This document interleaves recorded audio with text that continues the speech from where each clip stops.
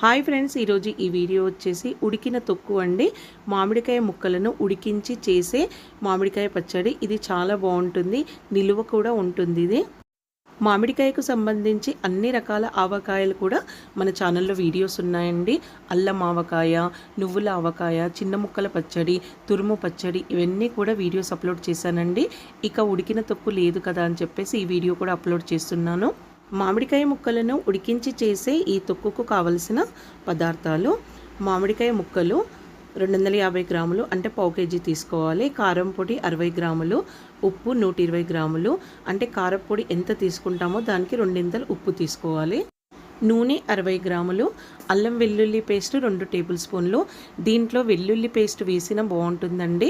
ఇంకా మనకు ఏ విధంగా నచ్చితే ఆ విధంగా వేసుకోవచ్చు. అల్లం వెల్లుల్లి పేస్ట్ అయినా వేయొచ్చు, లేదా వెల్లుల్లి పేస్ట్ అయినా వేయొచ్చు.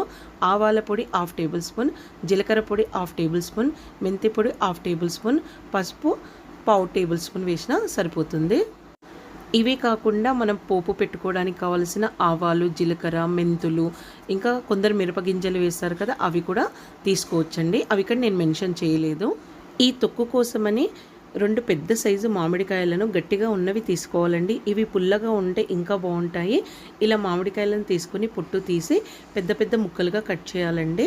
ఇవి ఎంత పెద్ద ముక్కలుగా కట్ చేస్తే బాగుంటాయి, ఎందుకంటే ఉడికించిన తర్వాత మెత్తపడి ఇంకా స్మాష్ లాగా అవుతాయి కదా, అందుకని కొంచెం పెద్ద పెద్ద ముక్కలుగా కట్ చేసుకొని పెట్టుకోవాలి. నేను ఈ విధంగా కట్ చేసి పెట్టాను. తర్వాత స్టవ్ వెలిగించి స్టవ్ పైన కడాయి పెట్టి 60 గ్రాముల పల్లి నూనె తీసుకున్నాను. ఈ పచ్చళ్ళ కోసం పల్లి నూనె కానీ నువ్వుల నూనె కానీ తీసుకుంటే చాలా బాగుంటుంది. నూనె వేడయ్యాక 1 టేబుల్ స్పూన్ ఆవాలు, 1 టేబుల్ స్పూన్ జీలకర్ర, ఇంకా 1/2 టేబుల్ స్పూన్ వరకు మెంతులను తీసుకోవాలండి. ఎందుకంటే ఇది క్వాంటిటీ తక్కువగా ఉంది కదా, కొద్దిగా మెంతులను తీసుకుంటే బాగుంటుంది. పల్లి నూనె కదా, ఎక్కువగా నురుగు వస్తుంది, అందుకే పెద్ద గిన్నె పెట్టుకోవాలి మనం పోపు పెట్టేటప్పుడు. చిన్న గిన్నె కనుక పెట్టామంటే పోపు అంతా బయటకు వచ్చేస్తుంది. ఇలా కొద్దిగా పోపు మంచిగా ఫ్రై అయిన తర్వాత, పోపు మాత్రం చాలా బాగా ఫ్రై చేయాలండి. కొంచెం స్టవ్ సిమ్లో పెట్టుకొని ఫ్రై చేసుకోవాలి. కొద్దిగా అల్లం వెల్లుల్లి పేస్ట్ వేస్తున్నాను. నేను ఇక్కడ 2 టేబుల్ స్పూన్ల అల్లం వెల్లుల్లి పేస్ట్ వేసాను. ఇలా అల్లం వెల్లుల్లి పేస్ట్ నూనెలో వేసి మగ్గిస్తే మంచి వాసన వస్తుంది. ఇలా అల్లం వెల్లుల్లి పేస్ట్ నూనెలో వేగిన తర్వాత ఇందులోకి ఈ మామిడికాయ ముక్కలు వేయాలండి. ఇంతకుముందు నేను చూపించాను కదా కట్ చేసి పెట్టిన మామిడికాయ ముక్కలు ఇందులోకి వేసుకోవాలి. ఇలా వేసిన తర్వాత కొద్దిగా కలుపుతూ కొంచెం సిమ్లో ఉంచి కొద్దిసేపే ఉడికించాలండి, చాలాసేపు ఉడికించకూడదు.